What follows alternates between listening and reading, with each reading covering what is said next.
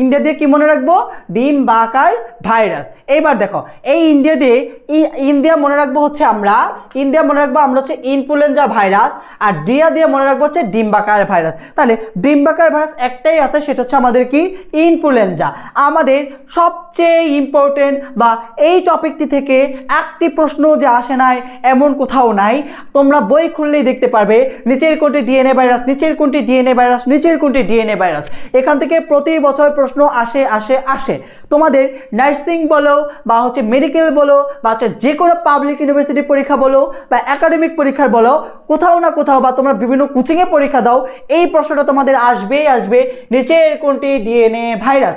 আমরা আগের ক্লাসগুলোতে ভাইরাসের আকার নিয়ে বা আরও বিভিন্ন ধরনের ভাইরাস নিয়ে কথা বলেছি, টেকনিকের মাধ্যমে শেখার চেষ্টা করেছি। বাট সবগুলো টেকনিকের চাইতে আজকের এই টেকনিকটা বা আজকের এই ডিএনএ ভাইরাসের টপিকটা এত ইম্পর্টেন্ট, যেটা তোমার জন্য অনেক গুরুত্বপূর্ণ।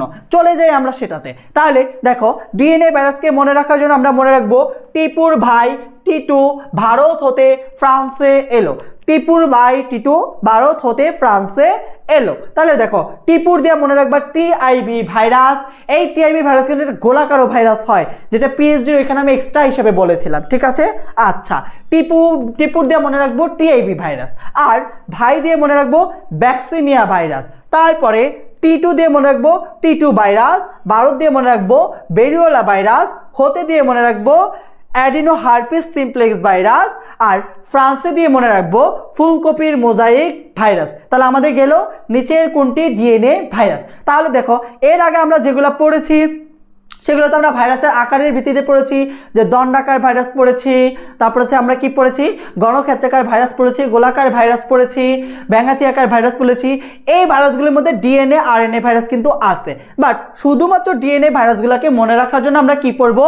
টিপুর বাই টিটু ভারত হতে ফ্রান্সে এলো। এখানে টিপুর দিয়ে মনে রাখবো কি? টিআইবি ভাইরাস, আর ভাই দিয়ে মনে রাখবো ভ্যাকসিনিয়া ভাইরাস, আর টি2 দিয়ে মনে রাখবো টি2 ভাইরাস, আর ভারত দিয়ে মনে রাখবো বেরিওলা ভাইরাস, আর হতে দিয়ে মনে রাখবো অ্যাডিনো হার্পিস সিমপ্লেক্স ভাইরাস, আর ফ্রান্সে দিয়ে মনে রাখবো ফুলকপির মোজাইক ভাইরাস। তোমাদেরকে কি ভাইরাস ক্লিয়ার করতে পেরেছি?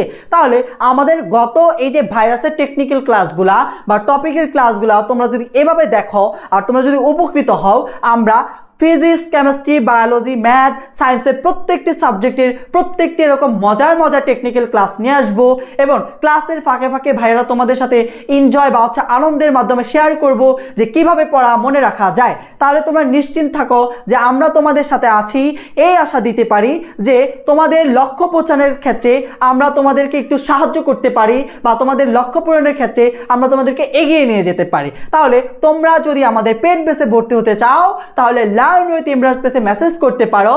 যে কোনো সময় যে কোনো টাইমে তোমাদের লার্ন উইথ পেজ থেকে তোমাদের যে কোনো মেন্টর তোমাদেরকে সাহায্য করবে। শুধুমাত্র আমাদের পেজের স্টুডেন্ট বলে সাহায্য করবো এরকম কিন্তু না, আমরা সারা বাংলাদেশের প্রত্যেকটি স্টুডেন্টের জন্য সেম ভাবে কাজ করব। তাহলে তোমাদেরকে ধন্যবাদ আজকের ক্লাসটি মনোযোগ দিয়ে দেখার জন্য। দেখা হচ্ছে আমাদের পরবর্তী ক্লাসে। আল্লাহ হাফেজ।